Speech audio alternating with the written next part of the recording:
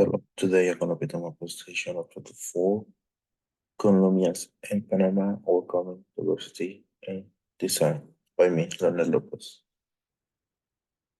In the beginning of this was when President Teddy Roosevelt paved the way to build the transoceanic canal, performing the creation of an independent Panama in 1930s.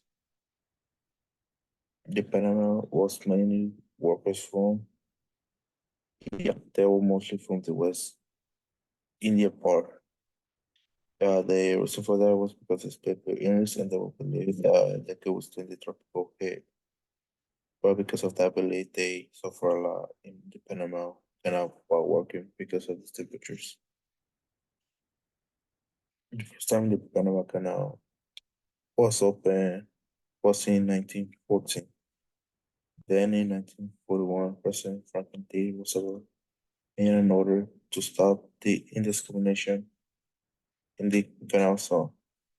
Then in 1948, George Elizur Gigton was assassinated. His assassination caused a lot of violencia, name of the Colombian War between liberals and conservatives in 1948 to 1957.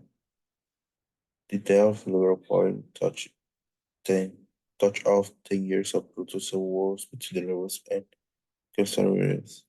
It ended in 1957 after the liberals and conservatives leaders reached an agreement to alternate power. The Panamanians in 1959, the first time Panamanians were shown resentment with the USA. The reason for that was because the USA soldiers did not let them put the Panamanian flag. This led to drug cartels. The cartels Cartel Torrijos signed a treaty in 1977. Because of that, the USA soldiers were withdrawn from Panama, giving them the sovereign over the canal zone in 1999. During the traffic made Colombia 3 million a year in the country economic during the 1980s. A key person who Pablo Escobar. He was elected to the Colombian Congress as an alternate member in 1982. He was the one who ordered the assassination of Luis Carlos Calon in the 1989. And in 1991, he surrendered to the Colombian authorities that led him to enter La Catedral. And some key words of found were oriented were far, drug trade, and mula. And my bet that's still relevant today, I would say the Panama Canal.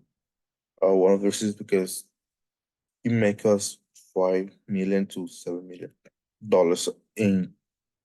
in the years into 2024, as well as I like it's what make us bring most of our exports into the States from trading and other stuff.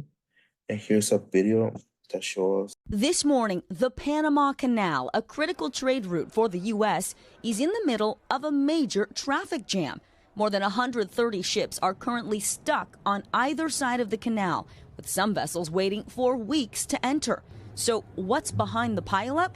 An ongoing drought and extreme weather conditions that authorities say have no historical precedent. We are managing water resources and waiting for some rainfall to come. The canal is estimated to use triple the amount of water as New York City each day, which means rainfall is key to replenish and operate the waterway. Earlier this month, authorities capped daily transits across the canal to 32 vessels, down from an average of 36 under normal conditions. Most of the ships caught in the backlog are bulk cargo or gas carriers, with many of them headed straight to U.S. ports with popular goods. Most of the things you find at Walmart, Costco, Sam's Club, Target, these ships are so humongous in size that they can be up to 4 or 5 times the length of a football field. The U.S. is the largest user of the Panama Canal, representing 73% of its traffic, totaling about $270 billion in cargo each year.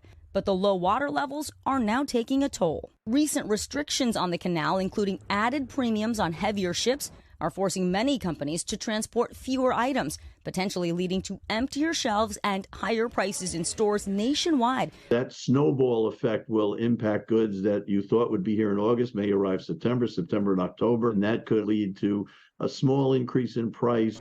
The bottleneck in Panama, reminiscent of previous delays at other major shipping routes. In 2021, a massive container ship completely blocked the Suez Canal in Egypt for days, bringing traffic to a standstill.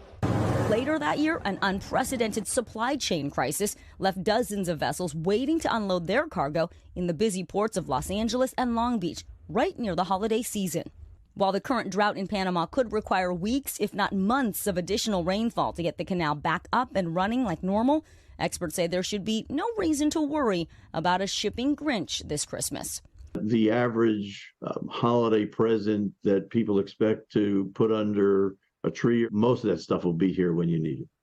So then, Vicki, what consumer items can we at least expect to be impacted by this pileup? Yeah, Chanel, so because of the weight restrictions that are in place at the Panama Canal, experts say it's the heavier things like the refrigerators, the washers, dryers, even raw goods like countertops and flooring, that will take up to an extra month to arrive. When it comes to your everyday goods like groceries, the good news here, a lot of the big box retailers have like sturdy, strong supply chains, and so they should still be able to keep us well stocked. But the longer this pileup goes, the more likely we may have to pay more. I mean, doesn't it feel like, though, this is happening far more often than it used to? Well, that Suez Canal situation back in the day, but you talk about weather, climate change, you know, they just haven't had the rain, and if you don't have the water levels, the ships can't go. Such a good point. Science, Hey, thanks for watching. Don't miss the Today Show every weekday at 11 a.m. Eastern, 8 Pacific on our streaming channel, Today All Day. To watch, head to today.com/allday or click the link right here.